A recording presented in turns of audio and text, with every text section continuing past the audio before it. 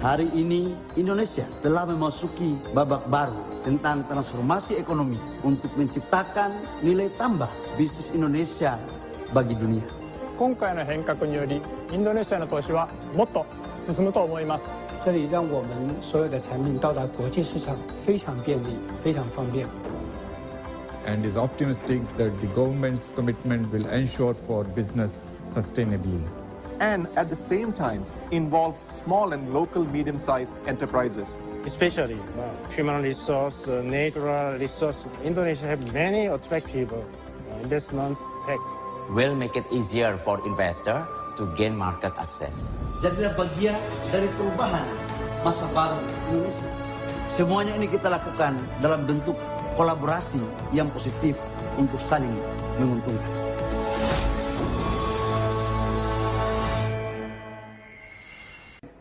Nah, teman-teman media, pandemi COVID-19 hampir berakhir, tapi belum berakhir. Dan oleh karena itu protokol kesehatan tetap harus kita jaga.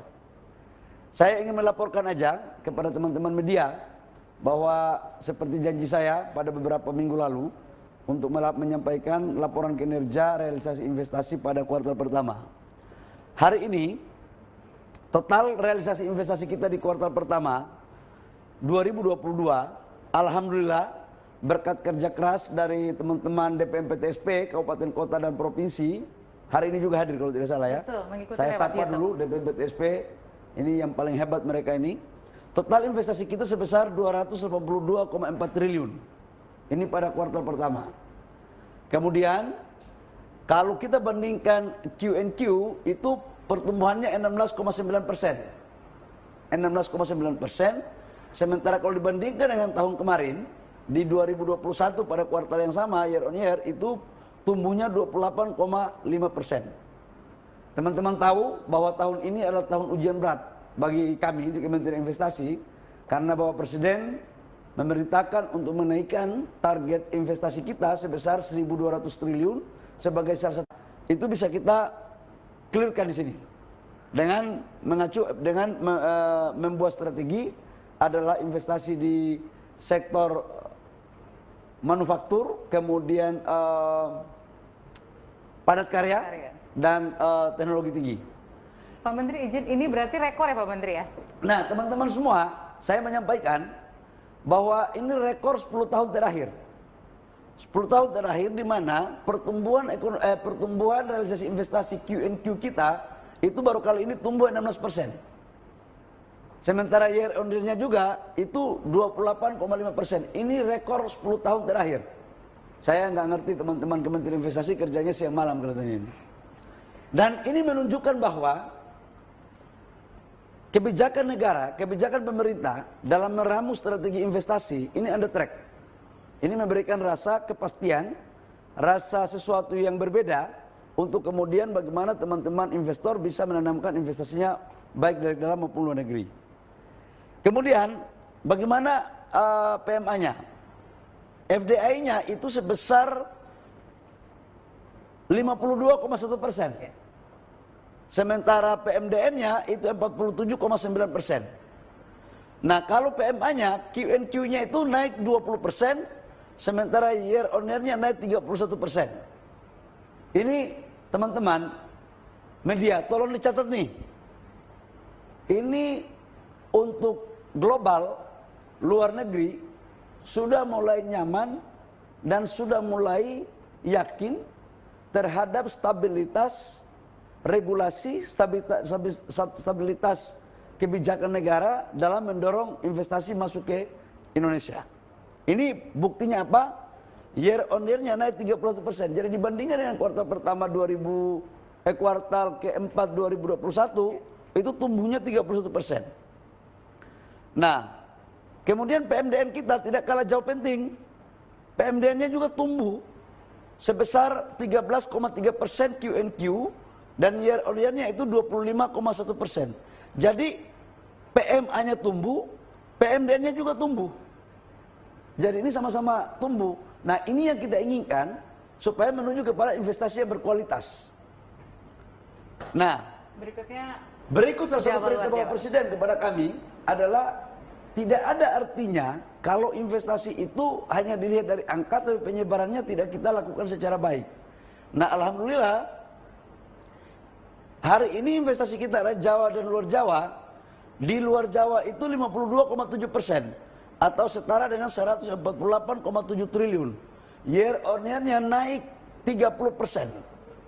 Sementara di Jawa itu 47,3%. Nah, ini teman-teman, sejak kuartal ketiga 2020 kita stabil nih. Jadi investasi di luar Pulau Jawa itu sudah mulai membaik ketimbang di Jawa. Memang ini yang diharapkan oleh Bapak Presiden dalam rangka membangun Indonesia sentris. Tidak hanya membangun Indonesia pada satu wilayah aja. Nah, Selanjutnya sektor. kemudian sektornya nih, kita uji nih, apakah benar investasi kita ini berkualitas atau tidak. Kita uji sekarang. Nah, ini yang pertama, industri logam dasar barang logam bukan mesin dan peralatannya. 39,7 triliun, nomor 1. Ini teman-teman adalah investasi untuk mesin, ini adalah untuk pabrik ini, untuk industri. Dulunya di 2019 ini masuk nomor 4, hanya sekitar 69 triliun. Sekarang di kuartal pertama 39,7%. Dan sejak 2021 sektor ini menjadi sektor yang paling nomor 1. Kemudian nomor kedua adalah transportasi, gudang, telekomunikasi. Yang ketiga pertambangan. Nah, ini juga connect dengan industri logam dasar dan pertambangan. Jadi hilirisasi kita ini betul-betul sedang terjadi. Jadi kita juga under track nih. Jadi kita tidak akan pernah berpengaruh dengan intervensi dari negara manapun untuk menahan hilirisasi kita. Kita tahu bahwa di WTO sekarang kita lagi masih di Uni Eropa lagi membawa kita ke WTO tentang pelarangan ekspor nikel. Tapi perintah Presiden kita tidak boleh gentar sedikit pun. Ini PMA-nya, PMA PMDN. Lokasi investasi ya, Lokasi investasi gabungan antara PMA PMDN. Yang pertama adalah DKI, 40,4 triliun. Yang kedua Jawa Barat. Yang ketiga Riau. Yang keempat Jawa Timur. Dan yang kelima adalah Sulawesi Tengah. Ada 2 provinsi yang bukan dari Pulau Jawa. Dan baru pernah terjadi kita sekarang bahwa realisasi investasi sebenarnya yang paling banyak itu di Jawa Barat. Tapi di kuartal pertama ini DKI melambung Jawa Barat. Wah, bahaya ini. Saya mohon jangan sampai ini terbawa juga di Pilpres. Bahaya. Ini cuma realisasi investasi ya. Jadi jangan ditulis tentang politik. Ini realisasi investasi. Tapi faktanya memang bahwa DKI melambung Jawa Barat dalam konteks realisasi investasi. Semoga di Pilpresnya baik-baik saja. Kita bisa lihat Pak untuk khusus PMA saja. Khusus PMA, mana PMA? Ya. Datanya mana PMA? Ini Pak, khusus PMA. Nah, kalau kita lihat PMA, ini ada 3 provinsi yang tidak berada di Pulau Jawa, yaitu Riau, Maluku Utara, Sulawesi Tengah. Jadi Sulawesi Tengah, Maluku Utara ini kalau kita melihat pertumbuhan ekonominya pasti melebihi pertumbuhan ekonomi nasional. Udah pasti nih, nggak mungkin nggak. Nah, kemudian Riau, Yang DKI, menarik Pak, nomor 1 Jawa di Barat. Sulawesi Tengah Pak. Dan yang menarik adalah nomor 1 Sulawesi Tengah, nomor 2 Jawa Barat. Jawa Barat. Kalau PMA Jawa Barat nomor 1, lebih hebat daripada DKI. Jadi DKI jangan ini juga, Jawa Barat di PMA-nya jadi lobby internasionalnya Jawa Barat lebih paten. Gitu. Siap Pak Menteri. Jadi kalau dibilang bahwa untuk investasi lobby internasionalnya Jawa Barat lebih paten daripada DKI ini untuk kuartal pertama ya. Tuh, Riau nomor 4. Nah, negara mana saja yang masuk ke Indonesia? Yang pertama adalah Singapura. Sekali lagi saya tidak bosan-bosan mengatakan bahwa jangan kita terkecoh dengan data ini dalam konteks negara asal. Karena Singapura ini saya tidak yakin, jujur aja, bahwa ini uang orang Singapura semua. Ini Singapura cuma jadi hub aja. Ini sebagian juga uangnya orang Indonesia nih di sini nih. Karena mereka bangun perusahaan di sana, kemudian ke sini. Dan ini sudah terkonfirmasi dengan marketing intelijen kami. Yang kedua Hong Kong, RRT 1,5. Yang ketiga Tiongkok 1,4. Yang keempat Jepang dan yang kelima adalah Amerika. Yang menarik ini Jepang sama Amerika. Ini di kuartal pertama tahun lalu, Jepang ini tidak termasuk 5 besar. Kemudian Amerika pun tidak. Di kuartal pertama tahun 2021. Tapi di kuartal keempat 2021 mereka udah masuk. Dan ini stabil ini. Jadi udah merata nih, udah merata. Nah, lihat Tiongkok atau China itu turun nomor 3. Hong Kong yang nomor 1. Jadi sekali lagi teman-teman, tolong dikasih keluar di data di medsos yang baik. Jangan sampai ada informasi yang menyesatkan. Bahwa seolah-olah investasi negara kita itu hanya dikuasai oleh satu negara tertentu. Ini hanya kepada Tuhan kita percaya, manusia butuh data. Dan institusi negara yang berhak mengeluarkan data ini, ya di Kementerian Investasi, karena ini valid sekali. Gitu. Jangan pakai data-data apa namanya yang kalau di share di grup itu apa namanya? Apa, Pak? Data-data yang Data mungkin berpotensi hoax. Ya, yang mungkin Hoax. berpotensi hoax. Susah, Papua lagi nama hoax ini susah. Selanjutnya Pak, ini untuk melihat pertumbuhan tenaga kerja Oke, Indonesia kita yang lihat terserap. nih pertumbuhan tenaga kerja. Ini mulai dari 2019 itu mulai turun, kemudian 2022 di kuartal pertama turun, kuartal kedua naik.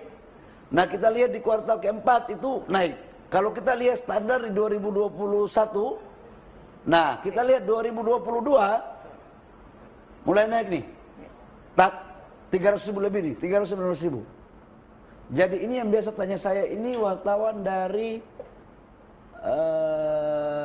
Reuters. Reuters, siapa namanya itu? Tentang lapangan pekerjaan ini. Ini saya janji, kalau nggak salah. saya janji sama kalian, kan saya katakan bahwa nanti strategi investasi kita akan dorong tidak hanya bagaimana mendahulukan teknologi, tapi juga harus berbasis pada padat karya untuk bagaimana menciptakan lapangan pekerjaan. Nah, ini baru tenaga kerja langsungnya. Nah, kita lihat investasi kita, ini kalau awal-awal di 2019, 2020, treasury itu lebih tinggi daripada sekunder. Nah, di 2021 sudah mulai berimbang. Nah, di 2022 ini kalau kita lihat ini sangat berimbang sekali nih. Antara kuning dan apa nih, warna apa nih? Warna pink, Pak. Pink ya. Ya, ini warna-warna cinta ini. Ini pink ini. Jadi berimbang. Selanjutnya Kemudian Bapak, ini tren PMA, PMDN. Tren PMA, PMDN, teman-teman. Kita lihat di sini. PMA kita trennya naik loh. Turunnya cuma di kuartal kedua 2020. Betul. Karena pandemi Covid. Betul. Ini dulu pernah saya ditanya, apa optimis ketika pandemi Covid? Saya katakan bahwa kita akan menjalani sekalipun susah. Nah, alhamdulillah kita lihat nih. PMA kita di 2020 kuartal kedua itu turun. Nah, naik terus nih. Nah, mulai di 2021 kuartal ketiga, tancap gas dia. Sampai dengan sekarang. Kemudian PMDN kita juga bagus. Dia naik sekarang. Jadi ada keberimbangan ya, Pak ya? Sebenarnya persentasenya menurun, tapi volume angkanya itu naik. Jadi ini menunjukkan bahwa investasi dalam negeri dan luar negeri itu berimbang. Kemudian apa, Tina? Jawa luar Jawa, Pak. Oh, Jawa luar Trennya, Jawa. Betul. Yang sejak 2020. Tadi saya katakan, lihat di sini, di Jawa di kuartal kedua 2020 itu masih 52,4%, luar Jawa 47%. Ya. Kemudian sejak kuartal ketiga di luar Jawa itu sudah tinggi 52,8 dan naik terus dia. Nah, ini sekali lagi saya katakan bahwa penciptaan fokus pada pembangunan infrastruktur yang masif dari Aceh sampai Papua, dampaknya sekarang ini. Dan ini sering saya katakan di berbagai macam kesempatan. Jadi kalau ada pakar ekonomi ataupun intelektual yang mengatakan bahwa membangun infrastruktur itu tidak penting, dalam konteks investasi harus dikoreksi itu. Karena tidak ada pembangunan investasi tanpa infrastruktur. Jadi dalam perspektif investasi, infrastruktur adalah kata kunci. Selanjutnya Pak Menteri, ini terkait dengan sektor. Kalau tadi yang sebelah sana adalah 5 sektor utama sampai dengan nomor 5. Ini yang menarik nomor 6 dan 7 industri juga Pak Menteri.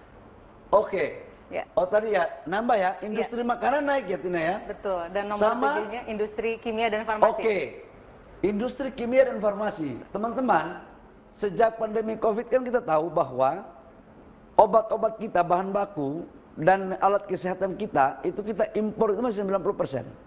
Maka janji kami waktu itu pemerintah kepada publik, bahwa kami akan mulai fokus untuk bagaimana mendorong investasi di sektor kesehatan. Ya. Dan alhamdulillah sekarang udah mulai kelihatan nih.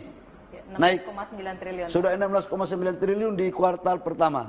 Dan ini akan menjadi fokusin kita ke depan agar kita bisa menggantikan ini menjadi produk dalam negeri untuk mengatur neraca perdagangan kita. Selanjutnya Pak Menteri, kalau kita melihat terkait dengan asal negara investasi, ini di luar yang 5 besar ada 6 sampai 10 yang Oh, menarik. di Ada luar ya, Inggris di dan luar Belanda. 5 besar. Ada 2 Eropa, Pak. Ada Inggris dan Belanda. Oh, Inggris dan Belanda masuk ya? Betul, Pak. Inggris, oh mungkin karena pengaruh saya berangkat kemarin ke Inggris kali ya. Setelah ketemu Lord Grimston, Iya, Menteri ini mungkin Investasi karena Inggris. pengaruh. Saya kemarin ketemu dengan Menteri Investasi Lord Grimston. di Downing Street ya. Ya, Itu, ya, jadi dan Inggris Downing. sekarang pasca pertemuan Bapak Presiden dengan Perdana Menteri Morris, itu lebih sekarang menitikberatkan pada pengembangan investasi di Indonesia. Dan sekarang kita lagi melakukan kerjasama terus. Kalau kemarin itu Swiss sama Dan Belanda. Sekarang Inggris dan Belanda. Sekarang sama Inggris sama Belanda. Iya. Artinya sudah mulai ada perimbangan nih. Jadi udah mulai merata. Bagus juga ya. Termasuk Asia Timur tetap ada Korea Selatan. Di Ya, Korea Selatan masuk. Malaysia oke juga ya. Oke. Paten juga nih. Baik. Nah, itu teman-teman, saya sedikit sebelum saya kembalikan, saya ingin menyampaikan pertama bahwa pasti ada bertanya kepada saya, apa ada dampak investasi di sawit terkait dengan pelarangan minyak goreng? Saya katakan bahwa dengan pelarangan ekspor minyak goreng atau bahan baku minyak goreng, tidak ada pengaruhnya sama sekali dengan realisasi investasi kita. Ya, itu nggak ada. Yang kedua, saya ingin menyampaikan sebenarnya pilihan pemerintah dalam menyetop sementara ekspor bahan baku minyak goreng adalah pilihan terbaik dari yang terjelek. Sesungguhnya hal ini nggak perlu terjadi kalau kita, pengusaha dan pemerintah bersama-sama gotong royong untuk memprioritaskan kebutuhan dalam negeri.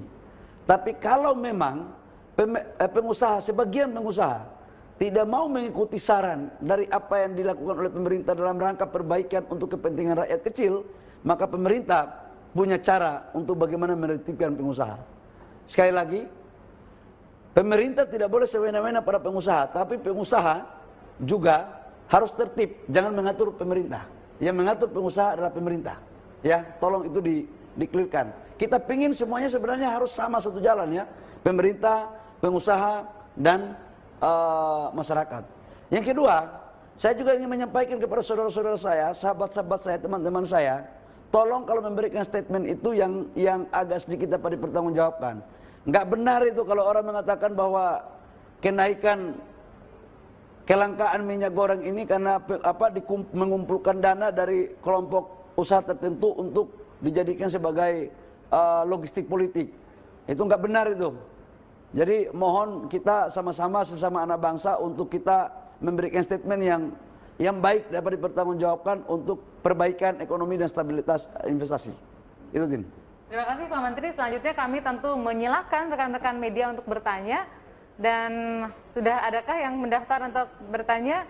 Ada Mbak Trian, Investor Daily, seperti biasa Pak langganan. Apa kabar Trian? Silakan langsung pertanyaannya. Trian sudah terhubung kah? Sudah terhubung video dan audionya? Kami sudah melihat wajah Trian tapi belum dengar suara Trian. Halo? Iya. Selamat kembali Mbak Tina. Silahkan, sudah terdengar Trian, lanjut pertanyaannya. Pak Bahlil, Yes. untuk kuartal 1 ini kan untuk realisasi investasinya cukup gemilang ya Pak ya. Artinya kan BKPM sendiri memiliki sisa sekitar 931 triliun untuk menargetkan realisasi hingga akhir tahun. Sebenarnya untuk strategi di kuartal 2 itu akan seperti apa sih Pak? Dan hingga akhir tahun agar realisasi ini tuh mencapai target, apalagi kan di saat ini juga ketidakpastian masih tinggi khususnya terkait dengan Rusia Ukraina. Kemudian yang kedua Pak, terkait dengan Rusia Pak, sejauh ini untuk kuartal 1 tahun lalu Rusia kan menempati posisi ke-31 dengan nilai investasinya itu 2,9 miliar USD.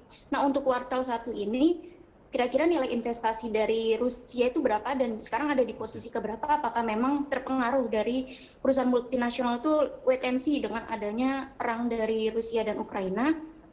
Kemudian yang ketiga Pak, terkait Tesla Pak. Sebenarnya kan Tesla sudah berencana ingin masuk kembali Pak. Apakah pemerintah memberikan syarat-syarat khusus agar Tesla berkomitmen untuk masuk ke dalam negeri? Karena kan tahun lalu juga Tesla bilang ingin masuk terus mundur. Kemudian apakah ada strategi pemerintah untuk menggait si Tesla ini Pak? Udah Pak, sepertinya itu aja. Terima kasih, Makasih, Pak. Mbak Trian. Satu lagi Pak. Terkait ini Pak, konsensus pajak global minimum tax kan kuartal kemarin Bapak bilang sedang mengkomunikasikan dengan Kemenkyu Pak bahwa tax holiday akan dievaluasi. Sejauh ini gimana sih Pak perkembangannya terkait masa depan tax holiday di 2023 sendiri? Terima kasih Pak. Terima kasih Mbak Trian. Sehat-sehat Trias, ya. makasih ya Trias. Trian. Yang pertama saya menyampaikan Trian bahwa di setiap tahun dalam menghadapi proses menarik investasi kita mempunyai strategi yang berbeda-beda. Ada strategi baku dan ada improvisasi strategi. Improvisasi strategi ini dikaitkan dengan kondisi ekonomi global dan kondisi tanah air. Nah, seperti biasanya saya mengatakan bahwa tidak akan mungkin secara gamblang untuk saya menjelaskan detail strategi karena nanti dijiplak oleh negara lain. Begitu dijiplak oleh negara lain, saya nggak bisa lagi mengatur teman-teman dalam bagaimana menarik investasi. Tapi yakinlah Trias bahwa biasanya dalam proses realisasi investasi kita selalu di kuartal pertama selalu menurun. Kuartal pertama pasti selalu menurun. Kenapa? Karena orang baru selesai melakukan konsolidasi di Januari. Biasanya action mereka itu di Februari Maret. Biasanya begitu. Nah di kuartal kedua keyakinan saya insya Allah akan semakin membaik seiring dengan proses-proses yang dilakukan oleh teman-teman Kementerian Investasi dan DPM PTSP di kabupaten kota provinsi yang sekarang hari ini mereka bekerjanya end to end. Mereka betul-betul mengawal. Jadi investasi itu sekarang di Kementerian Investasi tugasnya itu ada 5, Trian. Yang pertama adalah promosi. Setelah itu yang kedua adalah dia bagaimana merayu untuk mengawal masuk ke realisasi investasinya dengan mengurus izin-izinnya. Yang ketiga adalah dia mengawal sampai dengan financial closing. Yang keempat adalah bagaimana dia mengawal sampai dengan groundbreaking konstruksi. Yang kelima adalah dia kawal sampai dengan bagaimana dia COD. Nah ini yang sekarang Kementerian Investasi dan teman-teman DPM PTSP melakukan. Kalau ini mampu kita lakukan agar tidak ada ganggu-gangguan, tidak ada hantu-hantu berdasi atau tidak berdasi, saya yakin kenyamanan itu akan mulai ada. Apalagi saya yakin dan percaya bahwa perubahan regulasi kita lewat Undang-Undang Cipta Kerja itu betul-betul memberikan suatu kemudahan. Sekalipun saya yakini bahwa itu belum maksimal. Tapi dalam proses menuju maksimal itu biasanya ada perjuangan di situ. Nah, saya punya keyakinan bahwa di kuartal kedua akan jauh lebih baik. Dan kita sudah mempunyai database. Database kita cukup alhamdulillah nambah terus karena banyak investasi yang masuk. Kemudian yang kedua target kita 1.200 triliun ke depan insya Allah akan tercapai. Trias tolong tulis yang baik-baik ya agar bisa kita capai investasi. Tapi Trias itu tipe wartawan sekali Pak. Dibilangnya cukup luar biasa padahal luar biasa sekali itu rekor 10 tahun terakhir ya Pak. Ya, 10 ya itulah Tina kan sama juga ini. Beda-beda tipis sama Trias ini. Pertanyaan ketiga Rusia Pak. Rusia ada. Iya. Yang kedua, Rusia berapa sih itu? Ada Pak datanya di sini Pak. Trias, saya lihat dulu ya datanya ya. Saya takut jawab kau asal-asal nanti kau bilang Pak Bahlil nggak jelas pula datanya. Tadi Trias mengatakan peringkat ke-31. Peringkat 29 sekarang Pak. Rusia 29 Trias sekarang. Tahun lalu 231. Sekarang di kuartal pertama dia urutan 29. Ya. Artinya, saya ingin menyampaikan begini. Dampak perang antara Ukraina sama Rusia secara ekonomi global itu betul-betul berdampak. Kenapa? Karena untuk energi, oil and gas, kontribusi Rusia sama Ukraina ini hampir 30% ke pasar dunia. Termasuk kita mengimpor gandum untuk bahan baku mie kita. Tapi dalam konteks investasi, saya punya keyakinan bahwa kita tidak terlalu terpengaruh besar karena mereka tidak termasuk dalam negara 10 besar penyumbang investasi di negara kita. Nah, tetapi kita mempunyai strategi, ada caranya juga. Jadi dalam dunia usaha itu, setiap ada kondisi yang rumit, di situ ada peluang. Nah, ini tinggal kecerdikan kita dalam memainkan. Nah, mudah-mudahan kita doakan perang Ukraina sama Rusia bisa segera berakhir. Mungkin dalam konteks inflasi itu ada kaitannya karena pasti harga-harga bahan pangan naik ya. Jadi yang terjadi di negara kita tentang inflasi sekarang itu juga terjadi pada negara-negara lain karena memang ini kondisi global. Yang keempat tadi apa ya? Global minimum tax, Pak. Oh, global minimum tax. Ya. Dari sejak 2021 global minimum tax ini sebenarnya kan idenya ini kan dari negara-negara maju sebenarnya. Aku jujur aja lah. Nah, kita ini sebenarnya setiap negara yang mau untuk memasukkan dananya ke dalam negeri lewat investasi itu punya strategi.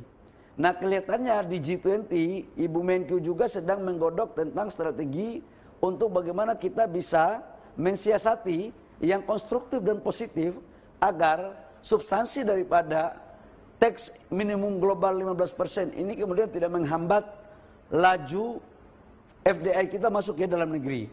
Kalau pertanyaannya apakah nasibnya masih ada? Selama saya masih jadi Menteri Investasi, insya Allah tax holiday masih tetap berjalan. Begitu, saya tidak boleh menjelaskan detailnya.